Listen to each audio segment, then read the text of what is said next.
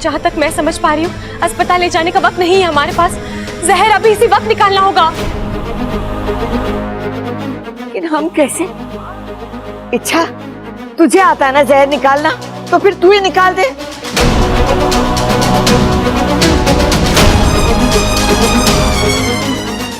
मैं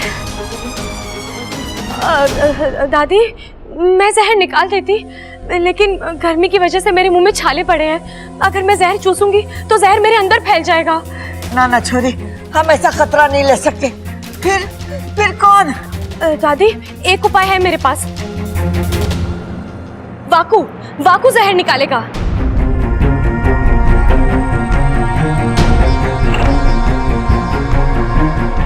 वाकू? हाँ माँ जी, मैंने कहीं पर पढ़ा था किसी को सांप या नाग काट ले तो इच्छाधारी नाग उसके शरीर से जहर निकाल सकते हैं। इच्छा सही कह रही है, मैं ममता की जान बचा सकता हूँ। अरे नाना, हमें तुझ पे भरोसा ना है। जिस नाग ने इसे डसा वो भला जहर कैसे निकालेगा? हाँ पिताजी सही कह रहे हैं। अगर इसने फिर से ममता के शरीर में जहर छोड़ दिया तो? नहीं नहीं, मैं ऐसा क्यों करूंगा? एक मैं ही हूं जो ममता जी के शरीर से जहर निकाल सकता हूं। इसके अलावा ना ही आपके पास कोई चारा है और ना ही वक्त है।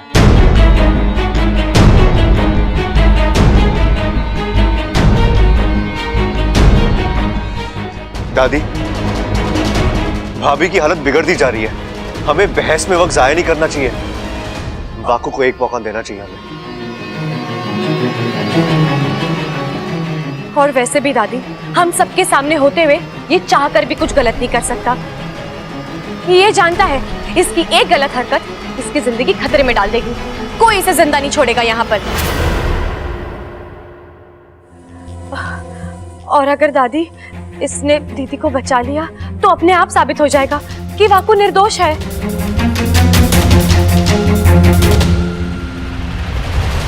वाकू, बचा ले ममता को।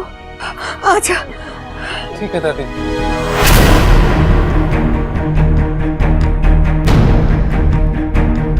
ममता, छोरी आंखें खोल, आंखें खोल छोरे।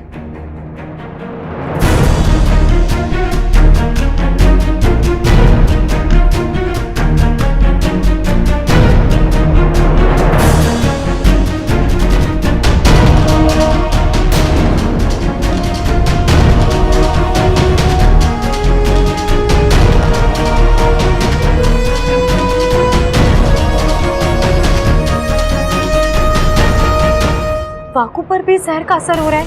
एक नाग होते हुए भी वो इतना तेज जहर तो नागिस्तान में से ही किसी का हो सकता है।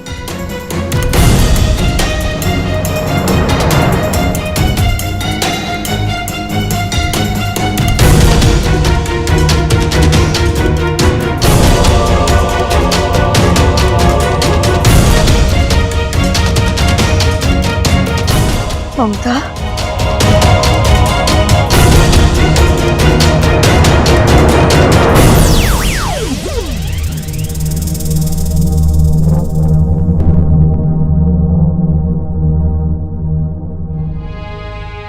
छोरी, अब ठीक लग रहा है ना? मम्मी, ममता, अब कैसा लग रहा है? हाँ मैं ठीक हूँ।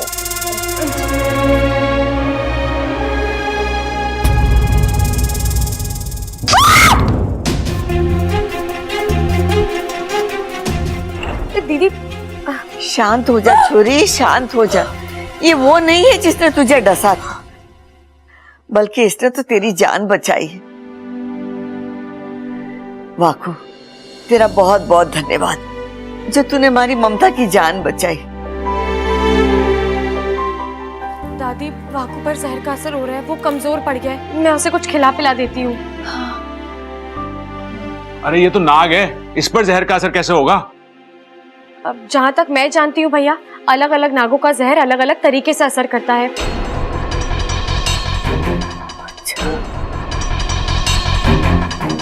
हो सकता है जिस आपने ममता दीदी को डसा था उसका जहर ज्यादा तेज हो। छोरी, ये सब बातें छोड़, पहले जाके वाकू को दूध दे दे ताकि इसकी कमजोरी दूर हो जाए। जी दादी। वाकू चल। जा वाकू जा।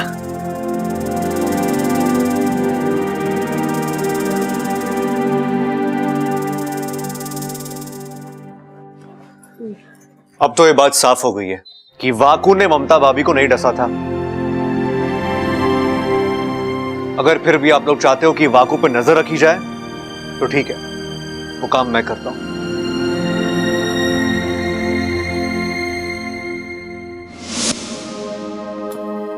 अब कैसा लग रहा है? अब थोड़ा ठीक हूँ। वाकू एक काम कर, अपनी आंखें बंद कर ले और नागिस्तान से संपर्क तोड़ दे। मुझे तुझसे कुछ जरूरी बात करनी है, सिर्फ तुझसे।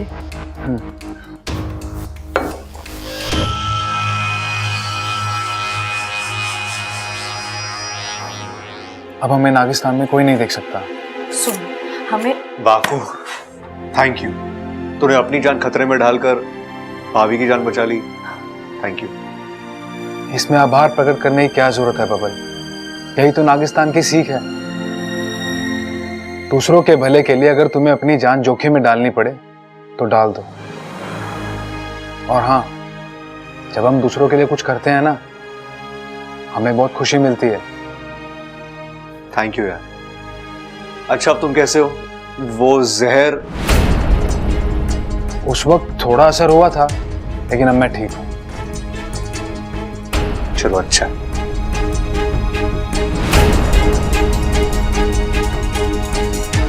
अच्छा, तुम क्या सोच रही हो? बबल जी, हमने दीदी की जान तो बचा ली, लेकिन एक सवाल अभी भी वहीं का वहीं है। आखिर दीदी को डसा किसने था? ये तो हमने सोचा ही नहीं। या आसपास का नाग हो सकता है क्या? मतलब खेतों में घूमने वाला? नहीं बबल जी, किसी साधारण नाग का जहर वाकू पर असर नहीं करेगा। हो ना हो, ये नागिस्तान के ही किसी नाग की करतूत है। दीदी के पैर पर डसने का निशान जो बना था, उसका रंग, उसका आकार, वाकू याद करने की कोशिश कर, वो कौन हो सकता है?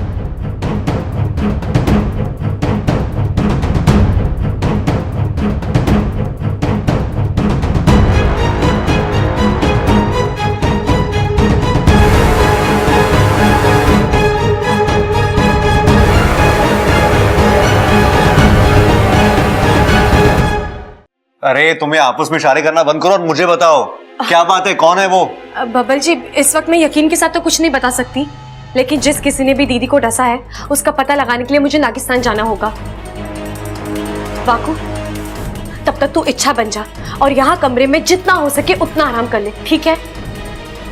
नहीं इच्छा, मैं इच्छा बनकर यहाँ नहीं रह सकता। क्यों? ये बात तुम मुझसे पूछ रही हो? भूल गई इससे पहले मेरे साथ क्या क्या हुआ है? ये तुम्हारा पति। क्या? अब मैं कहां से बीच में आ गया? मैंने क्या किया? कुछ नहीं, अब जाने दो। क्या जान, तू बोलता है कि मैं? अरे बबल जी, कुछ खास नहीं। वो पहले 2-4 बार ना आपने वाकू को इच्छा समझकर। वाकू को इच्छा समझकर क्या? उसके साथ क्या? रोमांस। क्या? लेकिन बबल जी, इसमें आपका कोई दोष नहीं है। उस वक्त आपको थोड़ी ना पता था कि आपके सामने जो है वो इच्छा नहीं वाकू है। छी यार, इसका मतलब मैंने इसके अब जाने भी दीजिए बबल जी, मुझे नागिस्तान के लिए निकलना है। आप यहाँ पर सब कुछ संभाल लेना, ठीक है? मैं चलती हूँ। और वाकू, अब तुझे डरने की कोई जरूरत नहीं है। बबल जी जानते हैं उनके साथ जो है वो इच्छा नहीं वाकू है, ठीक है? चल, अब तू इच्छा बन जा और मैं वाकू बनकर नागिस्तान जाती हूँ, पता लगाती हूँ कि दीदी को डसने की हरकत किसने की है। अच्छा, मैं चलती हूँ। जाओ, दूर रह मुझसे। ये क्या हुआ? दृश्य पटल कुछ दिखा क्यों नहीं रहा? ऐसा क्या हो गया वहां पर जो वाकू ने हमसे संपर्क तोड़ दिया? मुझे तो लगता है वाकू और इच्छा किसी मुसीबत में है। तुम्हारा संदेह सही है, जरूर कोई मुसीबत आई होगी, वरना वाकू कभी ऐसा नहीं करता। मुखिया जी, सोचने वाली बात है कि आखिर ममता को डसा किसने? वाकू तो ऐसी घटिया हरकत कभी नहीं करेगा। ऐसा वही कर सकता है जो इच्छा की परेशानी बढ़ाना चाहता है। जो कोई भी हो,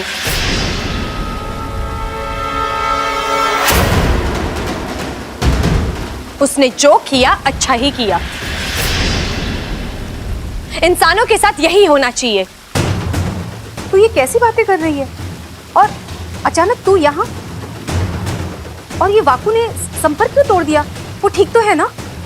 वाकू ठीक है माँ, वो अब आराम कर रहा है। असल में जहर चूसने के बाद उसकी हालत बहुत ही नाजुक हो गई थी। उसमें ताकत ही नहीं थी कि वो आप सबसे संपर्क बनाए रखे, इसीलिए। और जहां तक ममता दीदी की बात है, मुझे लगता है जो हुआ ठीक ही हुआ। उन्हें उनके कर्मों का फल मिल गया है। मतलब हम इंसानों के प्रति चाहे जितना अपनापन दिखा ले, वो कभी नहीं सुधरेंगे। वो हमारे प्यार और दोस्ती के काबिल है ही नहीं। तू ऐसा क्यों कह रही है सपोली? मुखिया जी, हम नाग चाहे कुछ भी कर ले, इंसान हम पर विश्वास कभी नहीं कर सकते। पहले बब्बल जी ने भी वही किया, और आज जो ममता दीदी के साथ हुआ, उसके लिए वाकू को दोषी समझा जा रहा है। उसे मारने पर उतावले हो रहे थे। मुखिया जी, मैं सब कुछ बर्दाश्त कर सकती हूँ, लेकिन हम नागों का अपमान बिल्कुल भी नहीं। मेरा तो जहर खौल उठता है। मैं बब्बल जी और उनके घर वालों से बहुत नाराज हूँ। मुझे थोड़ी देर के लिए अकेले रहना है।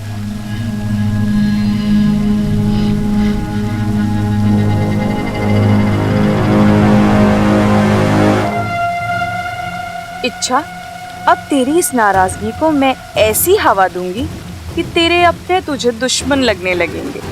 मैं तुझे तेरे घर से अलग करके रहूंगी, ईमान से डस लूंगी।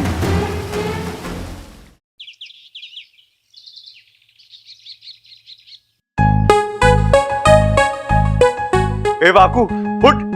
तेरा बेड है? तेरा बेड नहीं है, इच्छा का बेड है।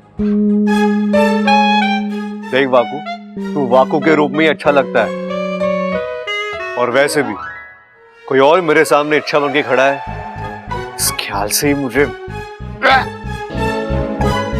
चल जल्दी वाकू बन जा। अब ठीक है, ऐसे ही रहना। इच्छा, अरे यार दादी आ गई, जल्दी कर, इच्छा बन जा।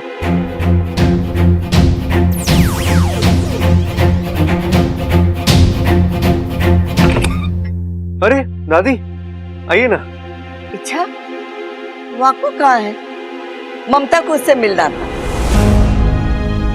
क्यों दादी, क्या हुआ? उसने मेरी जान बचाई है ना, तो मुझे उसे थैंक यू कहना था। घर में कहीं मिला ही नहीं, तो सोचा तुझे पता होगा। दादी, वो जहर की वजह से भाकू कुछ ज्यादा ही कमजोर पड़ गया था। उसकी तबीयत बिगड़ने लगी थी, तो वो अपना इलाज कराने अपने घर गया है। जैसे ही ठीक होता है वापस आ जाएगा। बेचारा ऐसे ही हमारे इतने सारे काम करके थका हुआ था। फिर ये अच्छा, उसने बताया कि वो किस वक्त आएगा? वो तो नहीं बताया, लेकिन कह रहा था मुझे तुम्हारा परिवार बहुत अच्छा लगा, सबसे मिलने में जल्दी वापस आऊंगा। ठीक है। अच्छा सुन छोरी, आज तारी शादी को पूरे 1.25 महीने हुए, इसीलिए नाग देवता की पूजा के साथ साथ हमने चूड़ा बढ़ाने की विधि भी रखी। क्या? लेकिन दादी, वैसे ही मेरे हाथों में इतनी सारी चूड़ियां हैं, और कितनी बढ़ाएंगी? मेरा मतलब है अब जगह ही नहीं है, कहाँ पहनूंगी चूड़ियां? अरे बावली, और चूड़ियां नहीं पहननी है, ये चूड़ा उतार के नई चूड़ियां पहननी। इसे चूड़ा बढ़ाने की विधि कहते। अच्छा अच्छा, मुझे लगा कि। और हाँ, चूड़ा बढ़ाने की विधि के बाद एक छोटा सा जश्न भी रखा है। अरे वाह, पहले पूजा होगी, फिर जश्न होगा, खाने पीने को अच्छे अच्छे पकवान होंगे। दादी, दूध वाले पकवान थोड़ा ज्यादा बनाइएगा।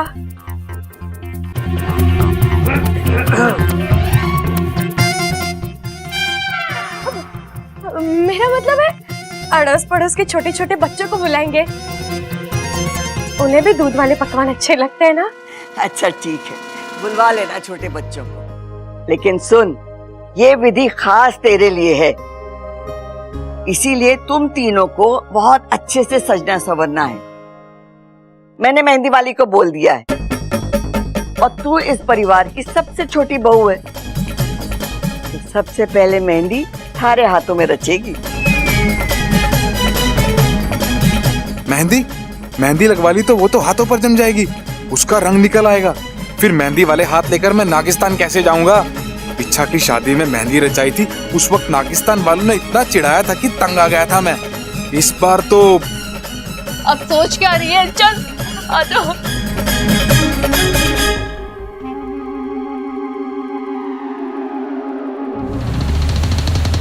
अच्छा बच्चों, तो सुनो, तुम सभी नागिस्तान का भविष्य हो। नागिस्तान के बारे में तुम्हारी सोच और नियत साफ होनी चाहिए, तुम्हारे इरादे नेक होने चाहिए। हमारी पीढ़ी के बाद नागिस्तान की बागडोर तुम्हारे फन पर होगी। याद रखना, जो कोई नागिस्तान का बुरा चाहेगा, नागिस्तान की ओर बुरी नजर से देखेगा, वो हर कोई हमारा दुश्मन है, और ऐसे दुश्मनों से निपटना हमारा कर्तव्य है। देखो, हम सभी नागिस्तान के रक्षक हैं, और नागोमी देव हमारे शक्तिदाता।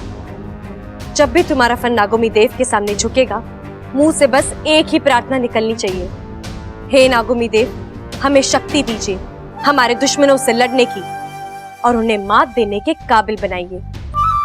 ठीक है? चलो बच्चों, आज की शिक्षा यहीं खत्म, तुम सभी अपने अपने घर जाओ। जाओ।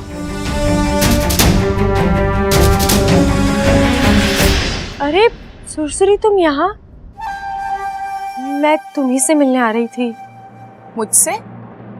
हाँ, तुमसे माफी मांगने। तुम सच कहती थी, इंसानों जैसा खतरनाक और स्वार्थी जानवर कोई है ही नहीं इस दुनिया में। उनसे दूर रहने में ही भलाई है, लेकिन मैं तुम्हारी बातों को कभी समझ ही नहीं पाई। प्यार की पट्टी बंधी थी मेरे आंखों पर, लेकिन आज मुझे एहसास हो गया है, इंसान हमेशा से हमारे दुश्मन थे और दुश्मन ही रहेंगे। इच्छा, ये तुम? वाकई में आज बब्बल जी और उनके परिवार ने मेरे साथ दुश्मनों जैसा ही व्यवहार किया है। कितना कुछ किया है मैंने उनके लिए,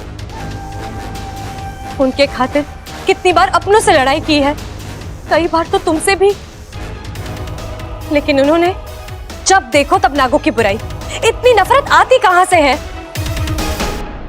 औरों का तो फिर भी समझ में आता है, लेकिन बब्बल जी, वो तो सब कुछ जानते हैं, फिर भी आज वहां वाकू को सब भला बुरा कह रहे हैं, उसे मारने के लिए निकले थे, और बब्बल जी बस चुपचाप सब कुछ देखते रहे। वही तो आज वाकू के साथ हुआ, कल तेरे साथ भी हो सकता है।